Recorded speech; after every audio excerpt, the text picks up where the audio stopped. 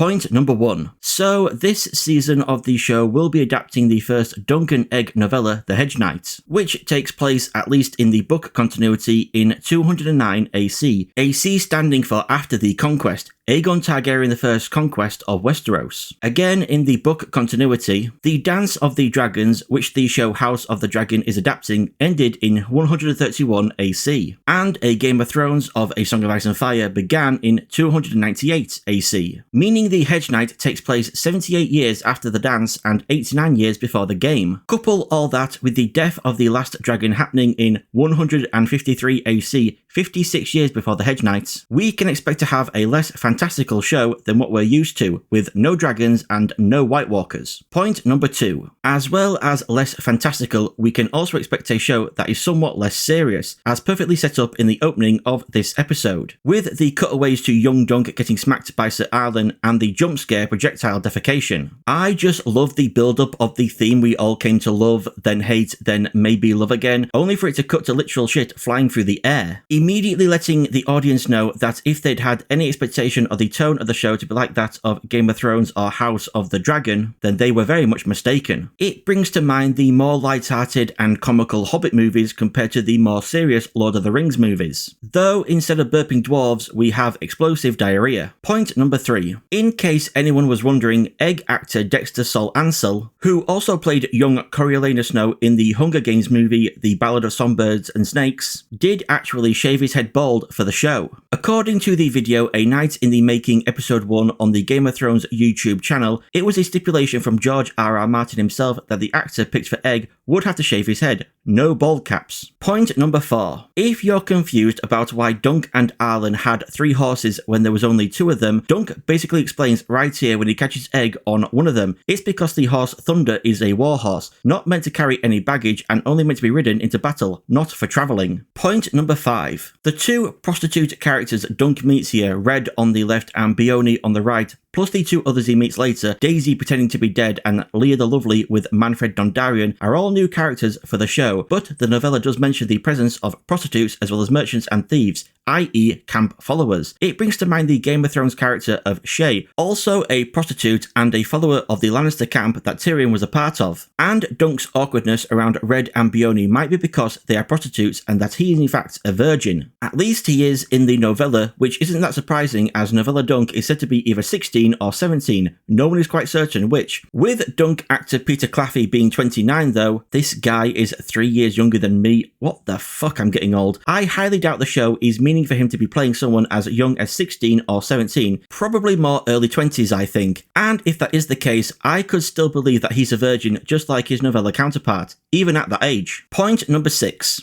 Dunk isn't the only one who doesn't have a stag. This episode doesn't either. The stag that Beone was referring to being one of the silver currencies of the 7 kingdoms. At the inn we saw a gold dragon and Dunk tosses a copper penny to Egg, as well as also having one in the hilt of his sword, but we don't see any silver currency, and the only stag we do see is House Baratheon and Lionel Baratheon wearing his antler crown. So I guess in a way the show did have a stag then.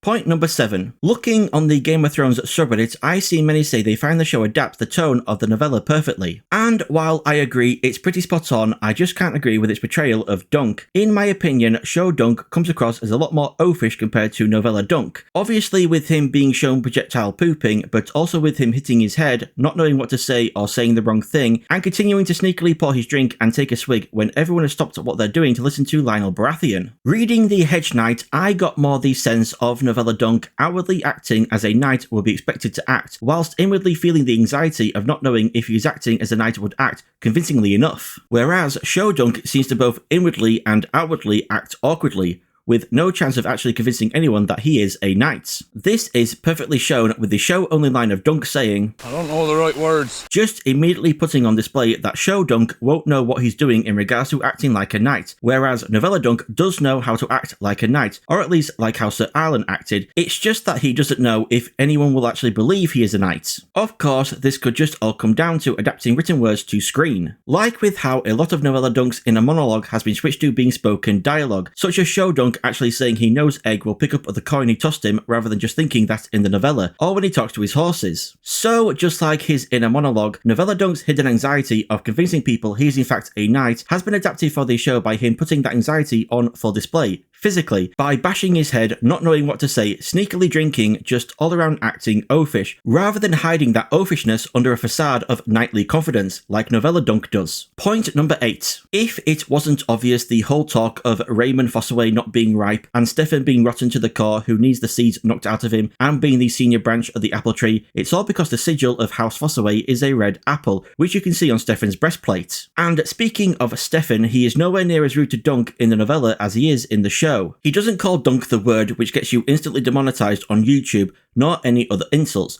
The most we get is Stefan being described as looking scornfully at Dunk when his invitation to cross swords is denied. And it's not out of any fear that Dunk denies Stefan, but because Sir Alan once told him that the better you knew your foe, the easier it was to best him, and he didn't want Stefan to know what he was capable of with his longsword. Having read The Hedge Knight and knowing what's to come for the character of Stefan, I'm not sure how I feel about this change of his character for the show, making him more of an arsehole. We'll just have to wait and see how it plays out. Point number 9. I'll take this moment now to talk about how the show has shifted the order of events as they happen in the novella. Dunk setting up camp at the tree away from everyone is actually the first thing he does when he arrives at Ashford. In the novella, he rides off from the inn, arrives at Ashford, sets up camp at the tree, goes to buy himself some better armour, then he actually returns to his camp only to find Egg there just like at the end of this episode. It's then the next day he goes to see Plummer the steward to try and enter his name into the tourney before bumping into Raymond and Stefan Fossaway on his way back to the camp and Egg. While the show has rearranged events, so far they've all played out pretty much the exact same as in the novella, and going forward I'll only point out if things have been rearranged if it significantly changes how the story plays out. Point number 10. I wonder if Dunk chose the place he does to set up camp because the tree there reminds him of the tree he buried Sir Alan near. Point number 11. Rather than a play with a guy in costume and a big intricate dragon puppet like in the show, in the novella the puppet performance Dunk watches is your bog standard puppets on strings style performance,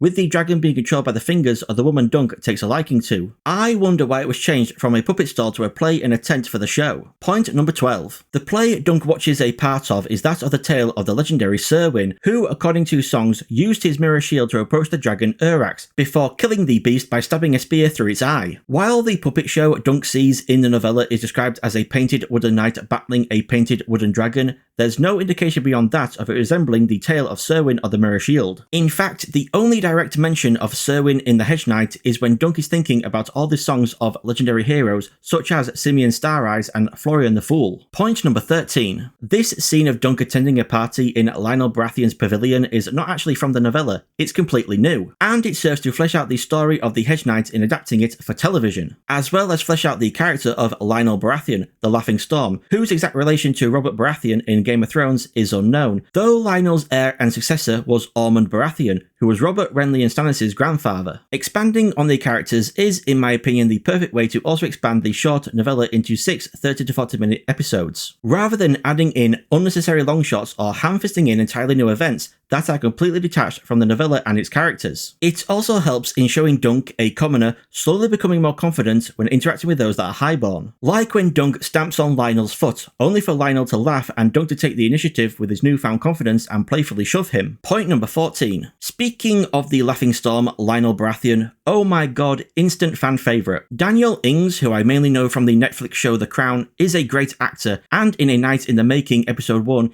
he says he was interested in playing Lionel because the script described him as a cross between the Pirates of the Caribbean character Jack Sparrow and the writer and journalist Ernest Hemingway. To me, Lionel will be what you would get if you fused Robert and Renly Baratheon together. Like, I can 100% believe Lionel is an ancestor to Robert and Renly. Stannis, though, not so much. Point number 15. Having not seen any of the trailers for this show released before this episode, and definitely not the Weeks Ahead trailer released after, which I highly recommend people to not watch, as from what I've heard on the Game of Thrones subreddit, it just spoils everything from the rest of the season, I can only hope that Lionel wearing this antler crown means we're going to get to see more outlandish helmets based on the sigils of each house. Like the artwork of Robert fighting Prince Rhaegar at the Battle of the Trident by Justin Sweet from The World of Ice and Fire, and what we got to see a taste of in House of the Dragon Season 1, Episode 1. Point number 16. Was anyone else, when they first saw Dunk dancing, reminded of Rocky being unwrapped by Columbia in Rocky Horror Picture Show?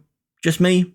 Okay. Point number 17. Neat touch of having Lionel use a Warhammer, the signature weapon of Robert Baratheon, as an eating utensil. Point number 18. What might not have been obvious to those watching that haven't read The Hedge Knight is that Dunk is actually lying here when he says Egg is correct that Dunk is short for Duncan. In the novella, it said that Dunk is all that he ever remembers being called, not Duncan or any other name, just Dunk. Point number 1. Alright. Dunk pooping in the last episode is one thing since we didn't actually see his arsehole and feces coming out of it, but full on seeing Arlen's massive pissing dong is kinda crossing the line. I mean, seeing more male nudity on screen and from someone that isn't a model or a bodybuilder, it is good to see from an equal representation point of view, but when the nudity also involves bodily fluids that would normally go into a toilet, I just hope this is the last we see of it being shown this explicitly. I don't want every episode to open like this. Point number 2. In this episode's Inside the Episode video on the Game of Thrones YouTube channel, showrunner Ira Parker explains they gave Arlen such a massive member because the rest of the episode is spent shitting on him. No one remembers him despite how many lords he served. He lived in hedges and died by the side of a muddy road. He wasn't gifted with sword or lance. He drank, he whored, he didn't have any friends, and he was never a champion in the 60 years he was alive. So because he wasn't as great a man as Dunk believed he was, showrunner Ira Parker made him a great man in another sense by giving him a massive cock. Point number 3. In the novella, there's no mention of Arlen having a wound on his arm and he seemed to die due to a few days of rain, wind and cold weather making him sick. He did sing the same song though as he does in the show, with original lyrics being about going to Gulltown, which Arlen changed to Ashford for obvious reasons. Point number 4. The Tyrell guy chewing on sour leaf Dunk talks to is Leo Longthorn Tyrell, played by Steve Wall, and the guy behind Leo is Sir Samwell according to the credits and is played by David Pearce. And fans of the show Vikings will recognise both actors as having played the characters of Sven and Einar, though they never appeared in the show together, with Sven's last appearance in Season 1 Episode 6 and Einar's first appearance in Season 2 Episode 6. Point number 5. Egg actor Dexter Sol Ansel must have had so much fun being allowed to swear while filming this. I was wondering if the bad language was going to be kept to a minimum around this 11-year-old kid, but then to actually hear it come from him is just hilarious. Also, whoever came up with the line, turn his arsehole into a lancehole, deserves an award. Point number 6. In relation to the Targaryens we know from the shows House of the Dragon and Game of Thrones, Baelor and Maekar are Rhaenyra and Daemon's great-great-grandsons, and as for Daenerys, Baelor is her great-great-great-uncle and Maekar is her great-great-grandfather. And if you're wondering why Baelor and Maekar don't look much alike in terms of hair colour, that is because while their father Daeron the Good is Targaryen, their mother is Miriam Martell, and that it is she who Baelor favours more in appearance. Point number 7. As well as this show now having 2 actors from Vikings, it also now has 2 actors from the show The Crown. The first, of course, being Daniel Ings, who plays Lionel Baratheon and who played Mike Parker in The Crown, and the second being Bertie Carvel as Baelor Targaryen, who played 2 roles in The Crown. Robin Day in Season 2 Episode 5 and Tony Blair in Seasons 5 and 6. While I didn't really buy Bertie as Tony Blair in The Crown, I think he plays a pretty good Baelor here. Point number 8. The all-white Kingsguard armour here looks so much cooler in my opinion compared to what we've seen in Game of Thrones and House of the Dragon, and is actually more book accurate where it is described as being all white and possesses for the first time in live action the sigil of a crown encircled by 7 swords. Point number 9. I like the addition of this non-novella scene of Lady Gwyn Ashford interacting with Dunk. I find it funny that she catches a stranger eavesdropping on her father and the princes, but instead of telling on him, she starts gossiping, teases him, and then runs off like a naive young bratty girl would. Point number 10. Daemon Lannister, the Grey Lion, in relation to the Lannisters from Game of Thrones, would be the great-grandfather of Tywin and Kevin Lannister. But when it comes to House of the Dragon, we know Tywin Lannister had no children, making his twin brother Jason Daemon's direct ancestor, and Jason had a son named Lorien. However, it's unknown if Daemon was Lorien's son, which would then make Daemon Jason's grandson, or if there is another generation of separate separation between Lorien and Daemon, which would then make Daemon Jason's great-grandson. Point number 11. With Dunk saying Arlen used to say he was thick as a castle wall and slow as an aurochs, it brings to mind that A Song of Ice and Fire character Gren, who was nicknamed the Aurochs by Alistair Thorne to mock him for being big and stupid. Point number 12. Gods be good, Dunk, you have got to work on your phrasing. You should have said something more like, you trust they will be found safe. Also, I like Plumber giving Dunk signals to help him out, just like he helped him out in the last episode by letting him know that if someone can vouch for his knighthood, then he can enter the lists. It's a nice little subversion of assuming he might be cruel based on his demeanour. Point number 13. Just like how Stefan Fossaway has been made more of an arsehole for the show compared to how he is in the novella, the same has been done with Maekar. While he is still rude to Dunk during this scene in the novella, he never once drops an F-bomb. And just like with Stefan, I'm not sure how I feel about the show making Maekar more of a dick, what with knowing what's going to happen later on from the novella. Again, we're just going to have to wait and see. Point number 14. This tug-of-war scene is a new scene for the show, and I must say I think it is a great addition. Daniel Ings steals the limelight again as Lionel, and while I would say it's cool Dunk and him are on a first-name basis, I wonder if Lionel actually even remembers Dunk's name since he just calls him the Hedge Knight. I mean, with how drunk he got when they met, I wouldn't blame him for forgetting. Even if he doesn't remember Dunk's name though, they're at least still close enough for Lionel to give him a smack on the ass. It all makes me wonder just how many Dunk and Lionel ship fanfictions are already being written just after these first 2 episodes. I also loved that Egg, despite having only just said he's a bit puny for his age, still joins in on the tug of war. And showing Lionel walking to the front of his group, looking down kind of perplexed, and it cutting to reveal Egg dangling from the rope just made me laugh out loud. And Dexter Sol Ansel revealed in an interview with the Radio Times that him dangling from the rope was actually ad-libbed. Because his team was losing and where he would have been standing holding the rope, he would have been in the mud. So he got his legs up onto the rope to avoid getting his costume dirty. He also went on to say that the take used of a Dunk actor Peter Claffey throwing him high into the air. When he came back down, he actually smashed his eye into Peter's nose, which was bad timing because the man himself, George R.R. Martin, just then wanted to speak to Dexter to congratulate him. So Dexter had to chat with him whilst covering his injured eye. Point number 15. The trifecta is complete.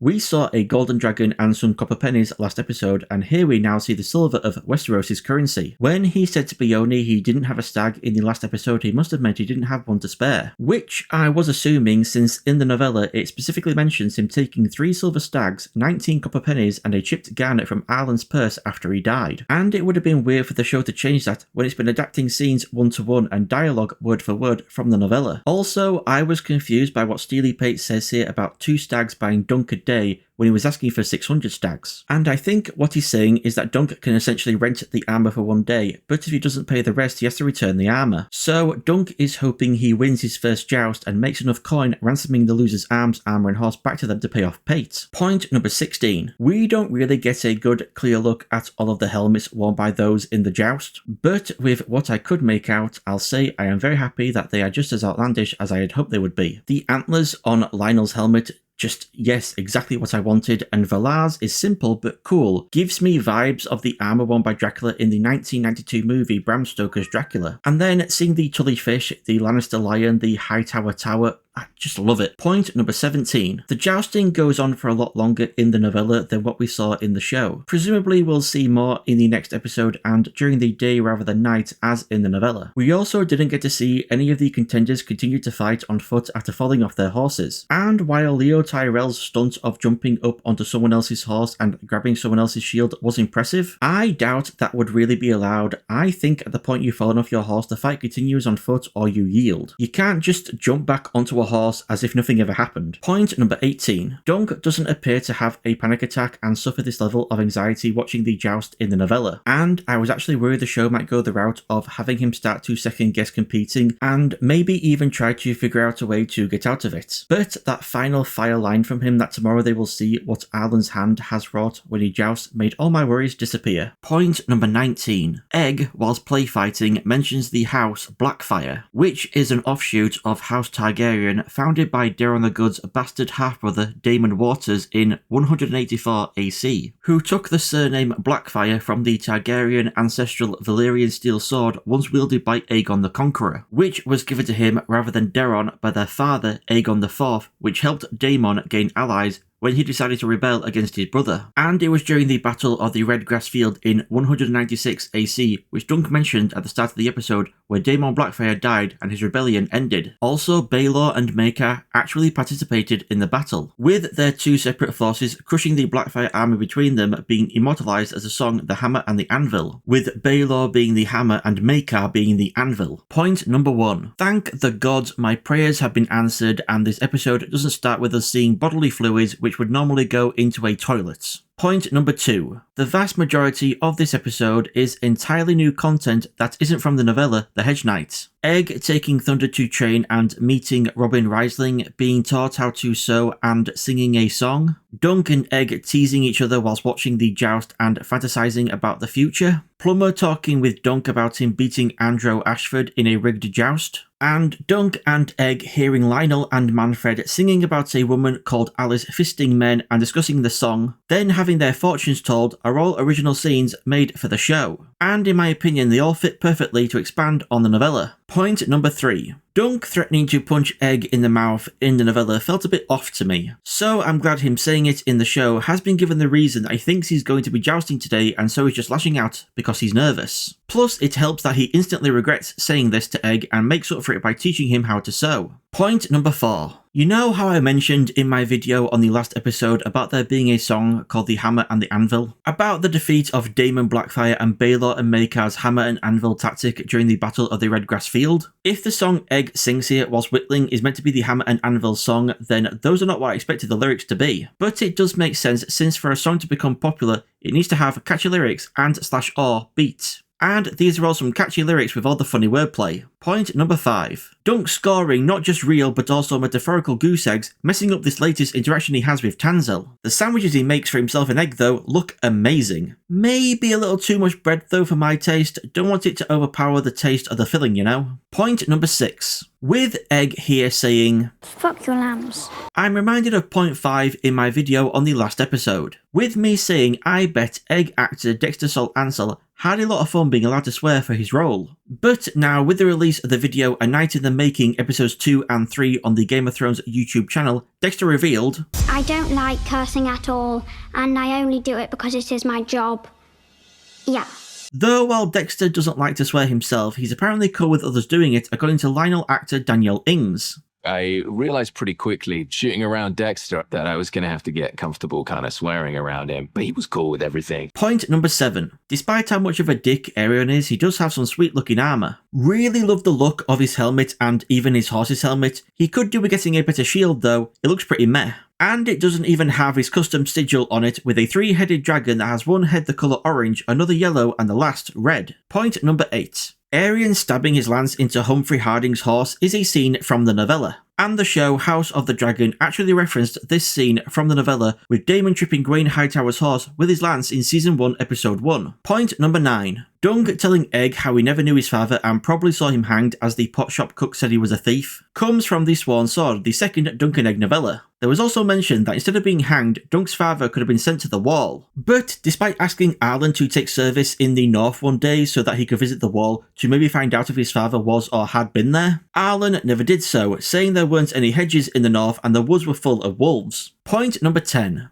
Okay, fair warning, in this point I'm going to talk about the future of Dunk and Egg as it connects to what the fortune teller says to them. This will be stuff way in the future, like not in the Dunk and Egg novellas, but from the world of Ice and Fire. So, most likely I won't be spoiling anything that we might one day see in a future season of this show. But if you still don't want to hear about Dunk and Egg's distant future, skip to the time code on the screen, which will be point number 11. You have 5 seconds, 4, 3, 2, 1. While I don't know about him being as rich as a Lannister, Dunk will know great success as one day he will be the Lord Commander of Egg's Kingsguard. And Egg will have become king in 233 AC and will die along with Dunk in a fire at Summerhall in 259 AC as he tries to hatch dragon eggs. Those who rejoice in Egg's death will be the many lords throughout the Seven Kingdoms, due to Egg giving the small folk many rights and protections throughout his reign, much to all the lords' displeasure. Point number 11. I like this change from the novella for Raymond Fossaway to offer Dunk cider rather than wine, because, you know, the whole apple sigil thing and the seat of their house being Cider Hall. Point number 12. While Raymond does have the same harsh words for specifically Aerion in the novella, he doesn't go on this big rant against all Targaryens. Good thing Egg wasn't around to hear him say all of this. He might not have been able to keep from saying anything himself. Point number 13. In the A Night in the Making video for this episode and the last, Tanzil actress Tanzin Crawford even said when she first read the script she thought the puppet show was going to involve small puppets on strings like in the novella, rather than the big puppets requiring multiple people to operate as we see in the show. Point number 14. I wonder why Tanzel's having to act as Serwyn in this performance of the Serwyn of the Mirror Shield play. In the last performance of this play that we saw in episode 1, a guy was acting as Serwyn while Tanzel narrated the tale. Did the guy call in sick so Tanzel had to take his place and leave out the narration or something? Point number 15. Raymond mentioning a son of Maekar being sent off to the Citadel to become a maester. Sound familiar to anyone? Yep, that Targaryen was indeed Aemon Targaryen, a maester of the Night's Watch at Castle Black during the time of Game of Thrones. And Egg being revealed to be Aegon won't come as much of a surprise to people who remember two certain Aemon scenes from that show. The first being in Season 1, Episode 9, where Aemon reveals his father was Maekar and his brother was Aegon to Jon Snow. And the second in Season 5, Episode 7, where he actually refers to Aegon as Egg when talking about him to Sam and Gilly. Interestingly, in Game of Thrones Season 1, Episode 9, Aemon tells Jon Snow Egg was the father of Aerys II, the Mad King, and grandfather of Daenerys. While in the books, Egg has a son called Jaehaerys, who is Aerys' father, thus making Aerys Egg's grandson and Daenerys Egg's great-granddaughter. Point number 16. In the Inside the Episode video for this episode on the Game of Thrones YouTube channel, Aerion actor Finn Bennett revealed that he liked the acting direction of Aerion being more fascinated by Dunk attacking him rather than angry, with him asking Dunk why he would throw away his life for Tanzil being genuine confusion, because he just can't imagine someone actually wanting to do the right thing and defend the innocent, even if it cost them their own life. Point number 17. And we have the big reveal that Egg has been Aegon Targaryen all along. And throughout these 3 episodes, there have been many hints as to Egg being more than he seemed. Him having a more posh-sounding accent rather than the accents we've come to know from characters from Fleabottom. Him not picking up the penny Dunk throws him could be more to do with him coming from the wealthy Targaryen house and not out of petulance. He tells Dunk he's from King's Landing, but not from Fleabottom. He calls the lords Dunk asks to vouch for his knighthood royal lapdogs and asks why Dunk acts like they're his betters. Seeing the Targaryen flags, he asks Dunk if he can go back to camp. He has a greater vocabulary than you'd expect from a young peasant boy. He reacts negatively to Dunk wondering if House Targaryen might take him into their service. Not because he doesn't think Dunk would be worthy of ever serving House Targaryen, but because then he'd be around his family more and definitely found out. He knows a lot about Sir Donald of Duskendale and all the knights present at the tourney and how tourneys work with who can challenge first. When on Dunk's shoulders he seems nervous he might be spotted by his family sitting in the viewing stands. He play fights against House Blackfire, the rival Targaryen house who want to take the Iron Throne for themselves. He doesn't know how to sew because it's highborn girls that are taught how to sew, while highborn boys learn the skills to one day become a knight. He asks Dunk if it's odd that he has black hair growing out of his stones. Not just because he's a kid close to puberty, but because if he wasn't bald, the hair on his head would be white like his brother and father's. He only eats lovely food and thinks ale is disgusting because ale is a small folk drink, whereas wine is the drink of choice for the highborn. He shouts for Humphrey to kill Aerion due to his hatred for his older brother. Then of course there's the fortune teller saying he will one day be king. And finally he looks nervous around Raymond before going to see the play. Point number 18. I really enjoyed these shots showing us various characters' reactions cutting in time with the stings of the music. I think it was a really nice stylistic touch. Point number 1. I quite like this opening shot which makes us think we're looking at a starry sky, only for it to then pan down and show Dunk who is actually imprisoned in a cell. A cell which, in the Hedge Knight novella, is actually described as being a tower cell, where looking out the window Dunk can see across the town, field and forest. Point number 2. In the Hedge Knight, when explaining how Egg is shot for Aegon to Dunk, Egg reveals that it was his brother Aemon, who's now at the Citadel learning to be a maester, who gave him that nickname. I find it a shame that this wasn't included in the episode, as it would have helped directly connect this show with Game of Thrones, for those who have only seen the shows and not read the books. Point number 3. Egg tells Dunk there have been 4 kings named Aegon in the past. The first, of course, being Aegon the Conqueror, the first Lord of the Seven Kingdoms, who reigned from 1 AC to 37 AC. The second being Aegon the Elder, who reigned from 129 AC to 131 AC, and is one of the major characters in the show House of the Dragon. The third being Aegon the Younger, who reigned from 131 AC to 157 AC, and who is also a character in the show House of the Dragon. And the fourth being Aegon the Unworthy, who reigned from 171 AC to 184 AC, and who legitimized all of his bastard children on his deathbed, which eventually led to House Blackfyre rebelling against House Targaryen to try and claim the Iron Throne. Point number 4. Here Egg says to Baelor that he wishes Dunk had killed Aerion, whereas in the Hedge Knight he only says that he hates his brother. A change presumably made to really emphasize just how much Egg despises Aerion. Though if Dunk had killed Aerion at the puppet show, he probably would have ended up stabbed or headless before Egg had a chance to order the guards to stand down. Point number 5. Raymond calling Dunk mad for talking to his horses is a reference to Dunk's inner monologues in the Hedge Knight being adapted for the show, by having him say these inner monologues he has out loud to his horses for the benefit of viewers so that they can then know what he's thinking. Also, I myself don't agree with Raymond here. I think talking to your horse is perfectly sane and a normal thing to do, just so long as the horse never talks back. Point number 6. In the Hedge Knight, Daeron is present when Dunk demands trial by combat and Aerion counters with trial by 7, and he doesn't give any support to Aerion's demand. I like that this was changed for the show so that the first time Dunk and Daeron see each other again since at the inn is in the Fossaway Pavilion. Because in the novella, while Dunk does draw a knife upon seeing Daeron enter, he doesn't pin him down and put it to his throat like he does in the show. A reaction from Dunk that I think would not have been as believable if he'd seen Daeron not that long ago at the audience with the Highborn. Point number 7. With Egg and Daeron telling Dunk that the 3 Kingsguard present in Ashford will be facing him and his 6 champions in the Trial of 7, I wonder how many people became confused hearing there are actually 3 Kingsguard in Ashford rather than just 2. Since Dunk only met 2 Kingsguard, Roland Craycole and Donald of Duskendale, in episode 2. And though we do see the 3rd Kingsguard, Willem Wild, in this scene, he's only in the background and he never talks to Dunk. So you could mistakenly believe this was just Roland calling for Donald and not realise that it wasn't if you weren't looking too closely. Plus, the only time you see him in episode 3 is when he's on horseback wearing his helmet. So if you weren't paying attention to the Kingsguard closely enough to notice in some shots you can see all 3 of them on screen at once, you just might never have known that there has always been 3 Kingsguard at Ashford, not 2. Point number 8.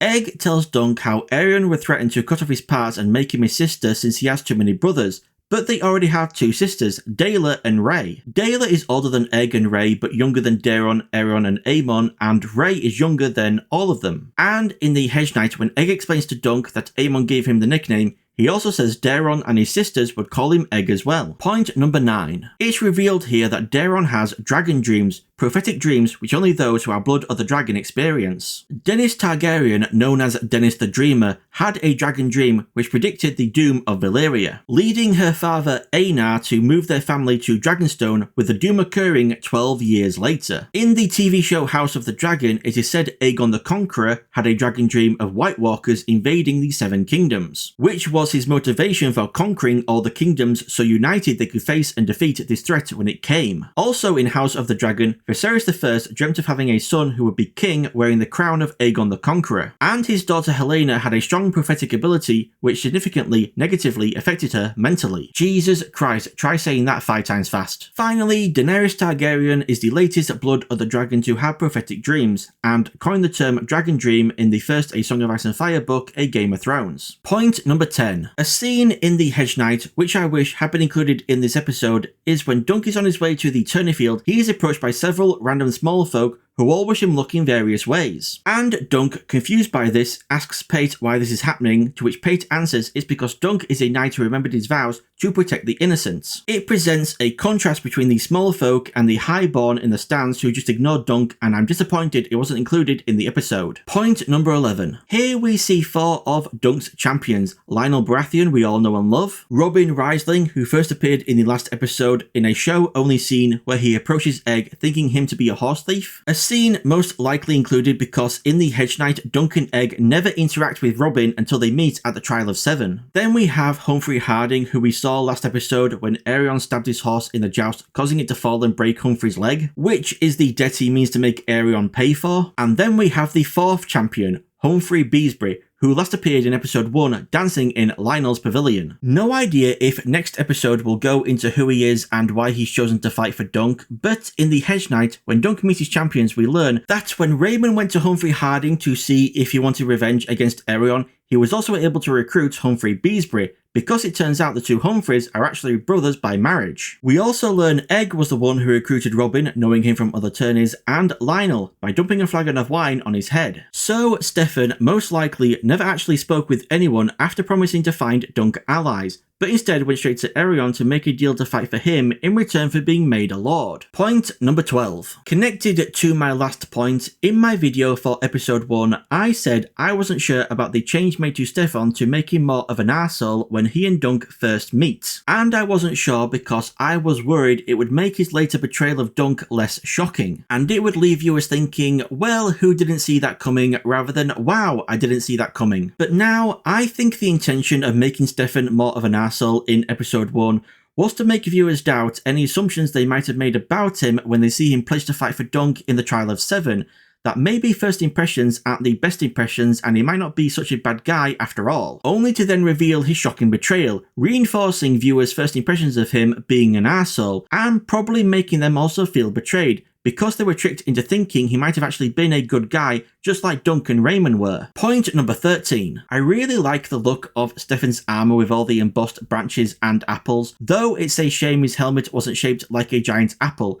Missed opportunity there in my opinion. Point number 14. The guy that stands up in the stands and farts when Dunk is calling for someone to be his 7th champion is Otho Bracken, as evidenced by someone in the crowd saying the Brute of Bracken when the guy stands up. Otho is known as the Brute of Bracken for killing Quentin Blackwood in a tourney at King's Landing in 206 AC, by caving in Quentin's visor and face using a blunted long axe. Also, Otho is mentioned by Stefan as being a possible ally in both the show and the novella, but it's only in the show that Otho stands up and farts. In the Hedge Knight, he still responds to Dunk, but does so with his mouth full rather than his arsehole, telling Dunk that, though his cause may be just, it is Dunk's cause, not his. Point number 15. The reason Baylor is wearing armour that looks like Valar's is revealed in the Hedge Knight to be because he never intended to join in on the jousting, and thus didn't bring his personal set of armour with him from King's Landing, so he borrowed his son's. I imagine Baylor might actually explain this at the start of the next episode, with someone probably saying something along the lines of, Prince Baylor, I mistook you for your son. Point number 1. So, Baylor makes no mention of borrowing his son Valar's armour, nor is there any mention of Raymond changing the colour of the apple on his shield from red to green, or that Dunk's side will use tourney lances as they are longer than the war lances Aerion's side will be using, meaning that hopefully Dunk's side will hit first with their longer lances and avoid being hit by the other team's shorter lances. I can understand why all this from the Hedge Knight novella was left out from this episode, as it would have taken away from the tension building, and I wouldn't be surprised if Raymond altering his apple sigil to green is mentioned in the next episode,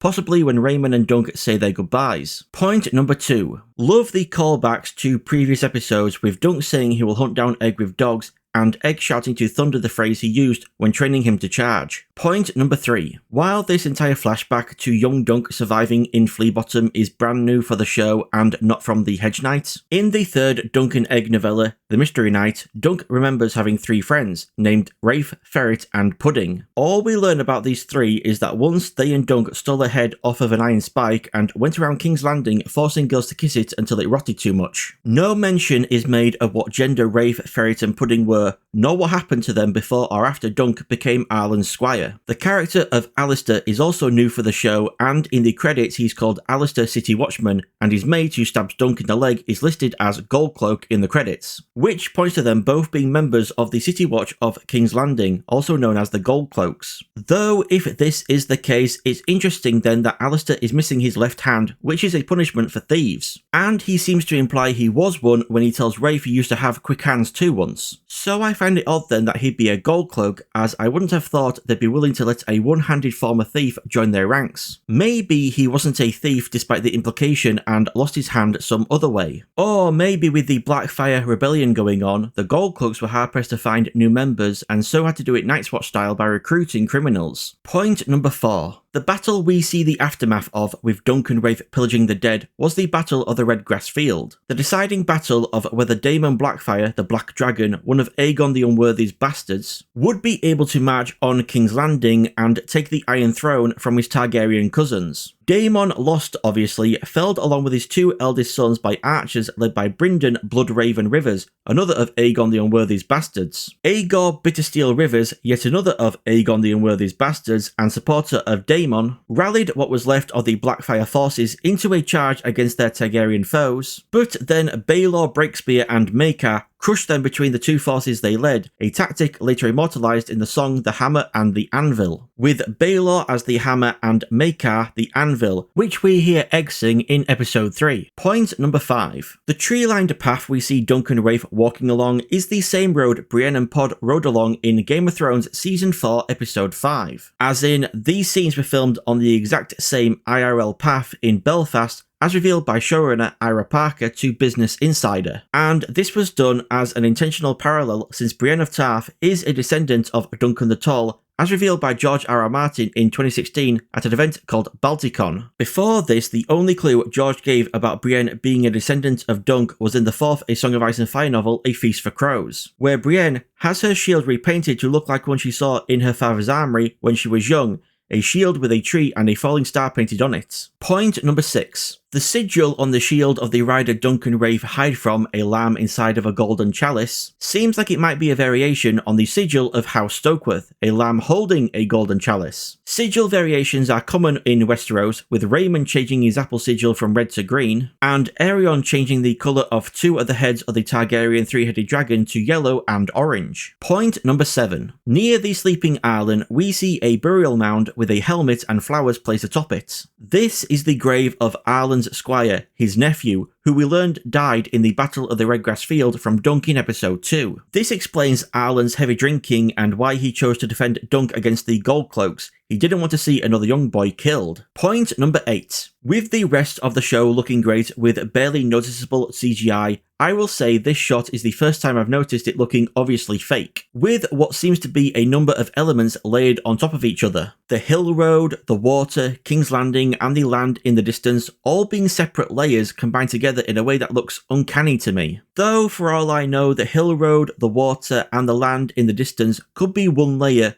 but it all just still looks unnatural to me. Obviously King's Landing is fake, but so too are the boats on the water, with them going against the wind as evidenced by the direction of the waves and the clouds, whilst having their sails up somehow. This really just comes down to a nitpick, as you'll mainly be focusing on Arlen and Dunk, but it's just something I noticed myself that took me out of the scene a little bit. Point number 9. Arlen's drunken singing is actually in the Dothraki language, and David J. Peterson, the conlang specialist who has worked on all 3 A Song of Ice and Fire TV shows, posted the translation to his Archive of Our Own account, and with it being a Dothraki song, it obviously has a lot of horse imagery, which is fitting for a joust. Point number 10. When Aerion pulls out his dagger with Dunk on top of him, that is pretty much where the fight between the 2 ends in the Hedge Knights. In the novella, Dunk at this point has hold of Aerion's shield and he uses it to knock the dagger out of his hand and then smashes it into Aerion's helmet until he yields. So novella Aerion never gets any stabs in on Dunk, and the only major wound Dunk suffers is from Aerion's lance, just like in the show. Point number 11. I won't go over everything that you see the other fighters doing in the background, but there are several notable moments, such as, after Dunk pulls the lance shard out of his side, he looks around and you can see Humphrey Beesbury lying on the ground, presumably dead. Then we see Humphrey Harding falling from his horse after being whacked by a sword from a Kingsguard. So, while Raymond later tells Dunk that both Humphreys died in the first charge, it appears the show actually follows what happens in the Hedge Knights, with Beesbury dying in the first charge but Harding only being mortally wounded and dying later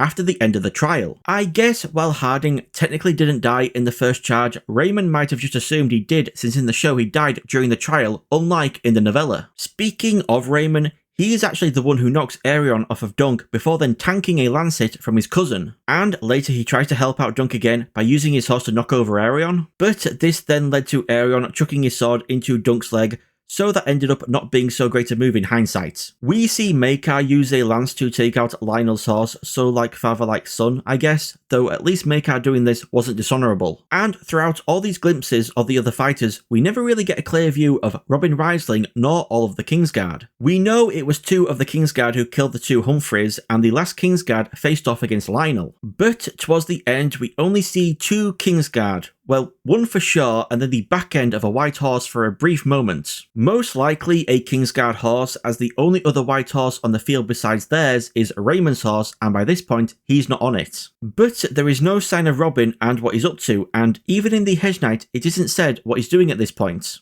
Going by the Hedge Knight, towards the end of the trial, the 2 Fosterways were fighting each other, and Lionel and Baylor were beating on Maekar just like in the show. But unlike in the show, Dunk also sees one Kingsguard carrying another from the field and the third down and out. In my opinion, I think that in the show, one of the Kingsguard ended up too injured to be able to fight, and Robin, still on his horse, fought the final 2, maybe Kingsguard, who were also still on their horses, which would make more sense than the idea that Robin was somehow able to contend with all 3 Kingsguard at once. 2 I can believe, but 3 would be a big stretch. Finally, we also possibly see the moment Maekar caved in the back of Baylor's helmet, which, if so, is tragic because it happens after Aerion has yielded to Dunk. Point number 12. Along with this being a trial of 7, I also noticed a few possible references to the faith throughout this episode. First being Dunk seems to suffer 7 major wounds from Aerion throughout the trial. The lance strike, stabbed twice in the side, stabbed through the hand, jabbed in the back, sword in the leg, and stabbed in the eye. He then actually appears to die, only to be judged by the 7 and resurrected, which is a thing gods are known to do in the world of A Song of Ice and Fire. Concerning the 7, rather than it being 7 gods, is actually one god with 7 aspects, the 7 who are one. The father, the warrior, the smith, the mother, the maid, the crone, and the stranger. And we see references and hints toward all these aspects save one throughout the episode. The father and warrior obviously being represented with all the fathers and warriors participating in the trial, but especially with Arlen, a father figure to Dunk who taught him how to be a knight, a warrior, and is the one who comes to him for his resurrection. The mother is referenced with young Dunk talking about staying in King's Landing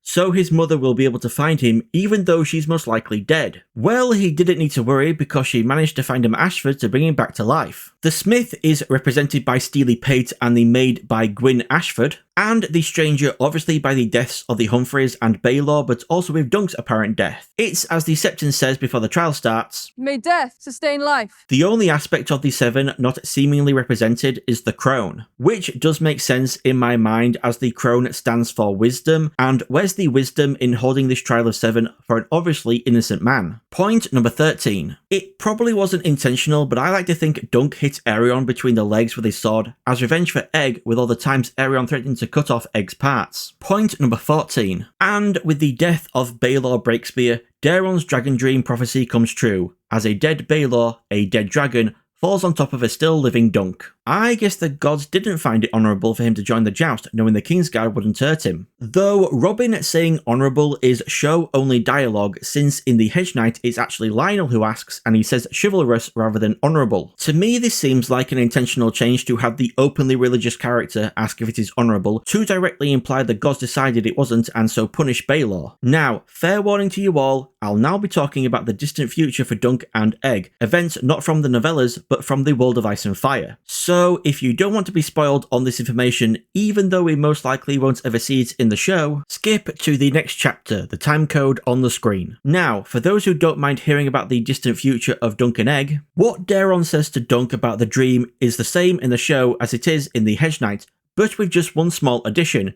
He also mentions seeing a fire as well as a dead dragon. And as we learn in the world of Ice and Fire, in 259 AC, the tragedy of Summerhall occurred, a fire which consumed the castle and killed many, including King Egg and Lord Commander Dunk. Or did it? On the Decider YouTube channel, in a video called Akotska, stars Peter Claffey and Dexter Sol Ansel craft their own puppets, Dexter seems to accidentally reveal insider info he received from George R.R. Martin himself that Dunk actually survived the tragedy of Summerhall. I do know a bit about when Egg's trying to make dragons in the summer hall, and then there's a huge fire. But we know from George. We don't know if that is exactly what happened. We know Dunk survives, but we don't know if Egg survives yet. We don't know exactly what's happened, but let's just get this season 1 out of the way, and we'll see. Yeah, we'll see. So if that's the case, Daeron's Dragon Dream could actually be referring to this event, not the death of Baelor. And during the fire at Summerhall, King Egg fell dead atop a living Lord Commander Dunk, who then went on to escape from the burning castle. But if that's the case, why then do we not hear about Dunk at all after this, continuing on as Lord Commander of the Kingsguard? Well, many theorise that Egg's obsession with bringing back dragons and the impending birth of his great-grandson Rhaegar Targaryen, yes, that Rhaegar, brother to Viserys and Daenerys, and who Robert Baratheon slew at the Ruby Ford during the Battle of the Trident, were connected, with sorcery also possibly being involved, according to Barristan Selmy in the 5th A Song of Ice and Fire book, A Dance with Dragons. And what can be made out from an ink-blotted letter by Maester Corso of Summerhall mentions many gathered Targaryens, 7 dragon eggs to honour the 7 who are one, a warning from Egg's own Septon, pyromancers, and the substance wildfire, which all hints at something odd happening at Summerhall which caused the castle to burn down, possibly sorcery. Could this be why Dunk then vanished from history after the tragedy? After witnessing Targaryen sorcery at Summerhall and with the death of Egg, he chose to disappear and no longer serve the mad, tyrannical, enslaving, blood magic practicing, incestuous aliens who invaded Westeros with no respect for the people's history or customs? We got a bit carried away there. Point number 1. This episode is almost entirely brand new scenes made for the show, which makes sense since after the trial the rest of the Hedge Knights can fit on 2.5 A4 pages. And in my opinion, every new scene fits perfectly, and actually makes me wonder why George R.R. Martin didn't include equivalent scenes in the Hedge Knights. Like, why didn't we have any mention of Dunk visiting those who fought for him, both living and dead, to thank them again? I mean, I know he didn't have as close a connection with any of them in the Hedge Knight like he did in the show, but he could have at least still said goodbye to Raymond, who drank and chatted with him and risked his life more than anyone else for Dunk in the joust. Point number 2. Okay, first, was not expecting to hear jazz of all things in an episode of this show, and second, definitely was not expecting a Tarantino trunk shot. Absolute cinema. Point number 3. Like the subtle reference here to Dunk being an ancestor of Brienne of Tarth, which I went into in my video on the last episode, with Lionel asking him if he's ever been to Tarth. Point number 4. I'm not surprised Dunk's wounds are beyond this maester's abilities, since he thinks blowing incense into Dunk's face is going to do him any good. Paul Murphy, who plays the maester, hams it up as well, digging and twisting his finger in Dunk's wound before sniffing it. Either meaning Dunk's wound is so bad he didn't feel the maester's finger, or his actor Peter Claffey didn't know Paul was going to do that, and so didn't know he would need to react. Point number 5. Be gone, witch. Be gone, thought! Point number 6. Not only does Lionel leave out Robin Riesling, but the entire episode does as well. No one mentions him and we don't see him at all. So, was this actually Robin Riesling, or was it really the Norse god Odin? Odin, disguising himself as a one-eyed knight to participate in this trial of 7 before disappearing back to Asgard. I joke, but you've got to admit they are pretty similar. Point number 7. I like Lionel calling out the hypocrisy of Baelor joining the trial, knowing 3 of his opponents are sworn to protect him. Since, as I mentioned in my last video, in the Hedge Knights it was actually Lionel, not Robin, who questioned Baelor about joining the joust, knowing the Kingsguard won't hurt him. Point number 8. I think with this conversation, Dunk comes to realise while Lionel is a friend,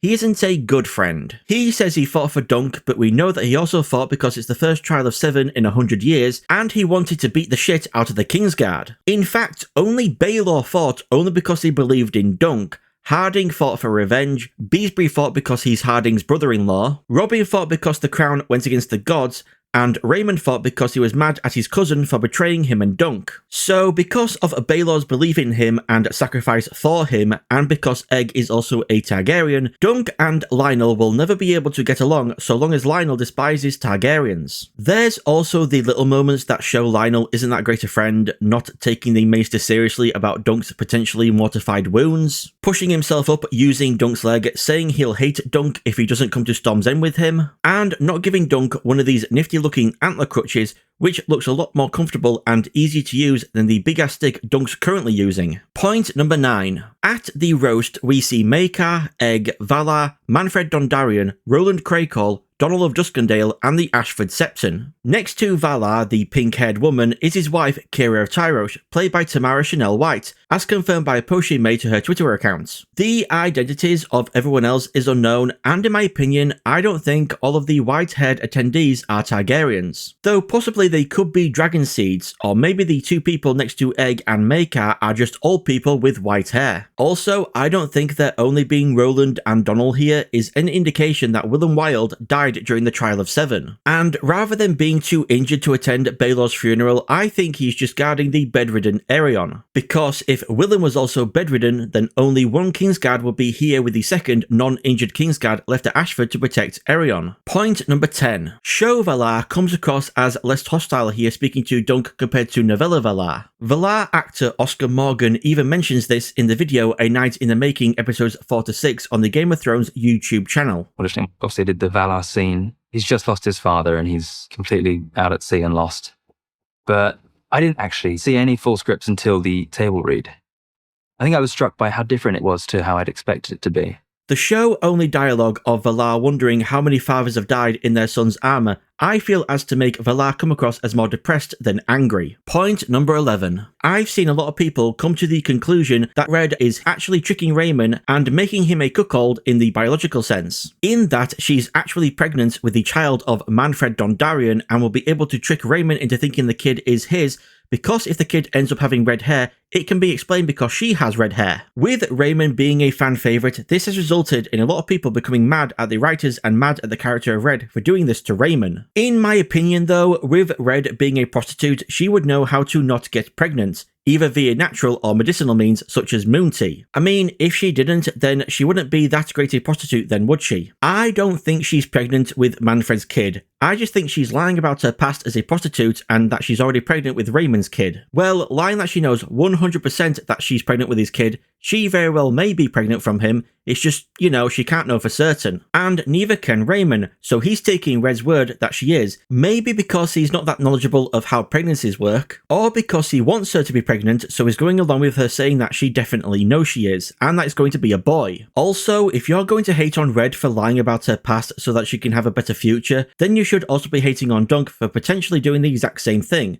But more on that later. Point number 12. Talk about ride or die. Rayman was actually willing to put himself between Dunk and soldiers sent by Maekar with a royal summons. Rayman could have been sent to the dungeons or even killed for doing that, yet he did it anyway. What a Chad. Point number 13. While the conversation between Dunk and Maekar is pretty much the same here as it is in the novella, it actually happens at Dunk's camp rather than in Ashford Castle. Though that's only a minor change. The major change is Dunk in the Hedge Knight doesn't turn down having Egg continue to squire for him. In the novella, Dunk immediately accepts, but only if he continues being a Hedge Knight with Egg travelling with him. So between Maekar making the offer and Dunk finally accepting it in this episode, it's all brand new show only scenes. Point number 14. Besides the Dunk and Egg novellas and the World of Ice and Fire, the village of Pennytree has only ever been mentioned in one other book, A Dance with Dragons, Book 5 of A Song of Ice and Fire. And in A Dance with Dragons, whilst staying at Pennytree, Jaime Lannister notices an old oak in the village with pennies nailed into it. There were so many pennies he couldn't count them without losing count, and Jaime decides not to ask about it since it would spoil the mystery. Well, in this flashback of Arlen and Dunk, we at last learn that it was tradition for Pennytree residents going to war to nail a penny to the tree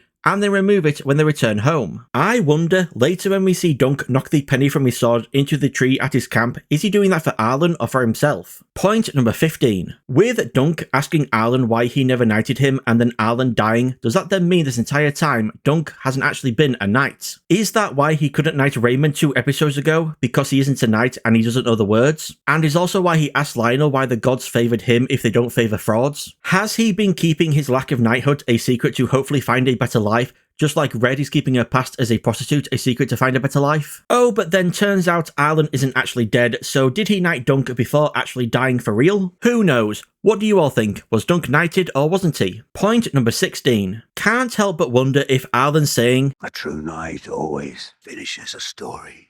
is a subtle dig at George R.R. Martin, who has been writing A Winds of Winter for over 15 years, and there's even meant to be one more book after that. Point number 17. I love the unique design of Beesbury's coffin. So unique, I can only assume a Beesbury always carries one around along with a couple of hives, just in case they end up kicking the bucket. Could you imagine if other houses shaped their coffins like their sigils? Stark coffins shaped like wolves, Tully's like a massive fish, Fossaway's like a giant apple, or would it be an apple pie with a corpse as the filling? Point number 18. So here is when Dunk decides to take Egg to Squire, but only if he stays a hedge knight, after hearing Aerion used to be a nice kid once, but growing up the way he did made him the way he is. With that, I don't think there's really any other connection between Daeron saying Aerion used to like fishing and Egg saying he likes fishing in episode 2 beyond just making Dunk think of Egg. Point number 19. Goddamn, Egg really wasn't kidding with wanting Aerion dead. Imagine what would have happened if Maekar wasn't here watching over Aerion. This show-only scene, in my mind, was included to show Egg definitely has a darker side. That him seemingly willing to commit fratricide at such a young age hints that one day he might become a mad Targaryen. Point number 20. Love Gwyn Ashford jump-scaring Dunk again just to say something unexpected and then walking off without another word, leaving Dunk like, what the heck was that about? Point number 21. It's nice we get to see what happens to Sweetfoot, since in the Hedge Knight, the last we ever hear about her is Dunk selling her. He never buys her back. Again, what a true friend Raymond is, buying Sweetfoot and trying to give her back to Dunk for free.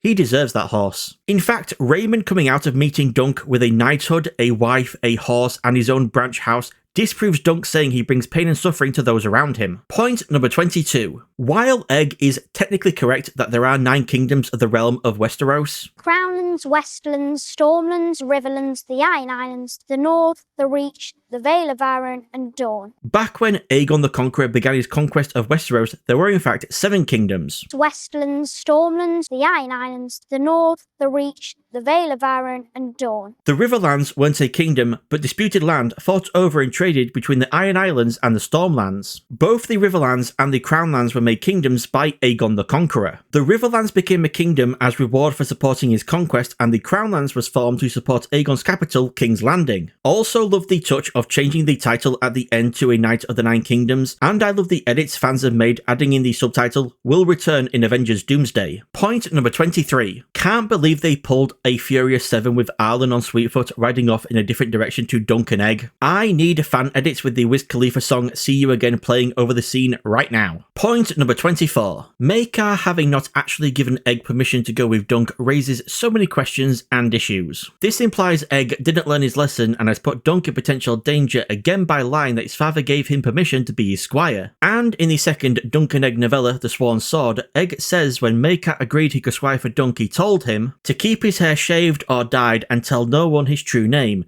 And he also gave Egg a Targaryen ring to use when absolutely necessary to get out of difficult situations. Which implies in the book continuity that Maekar did in fact give Egg permission, unless novella Egg also lied, but then at no point are they found by Targaryen soldiers looking for Egg, nor is there any mention of say ravens or riders that have been sent out to every village, town, lord and lady, telling them to be on the lookout for Dunk and Egg. So in season 2, will Dunk learn that Egg lied to him again, causing Dunk to become disappointed with Egg again? Or maybe he already suspects Egg is lying to him, but is going along with it for Egg's sake, despite the danger it's putting himself in. I've seen many fans wonder if season 2 will include new scenes of Maekar looking for his son and Dunk. However, Maekar actor Sam Spruill has revealed to The Hollywood Reporter that he won't be returning for season 2. Though we should keep in mind that actors can lie, Kit Harington lied that he wouldn't be returning in Game of Thrones after the death of his character Jon Snow. Whether or not Maekar does return for season 2, showrunner Ira Parker has said in the Inside the Episode video for this episode on the Game of Thrones YouTube channel, unfortunately for Egg, Maekar said no, and Egg went anyway, so we'll deal with the repercussions of that down the line. Point number 25. I was not expecting to hear the country and western song 16 Tons play during the credits of an episode of this show. Made me think we were going to see one of those Fallout end credit animations showing us some future location we'll see in season 2. Thank you all everyone for watching. If you enjoyed the video, and I hope you did, give it a like to let me know. And if you want to see more, then make sure to subscribe. Thank you all so much again for watching. I've been Triple S, you've all been amazing, and I shall see you all in the next video.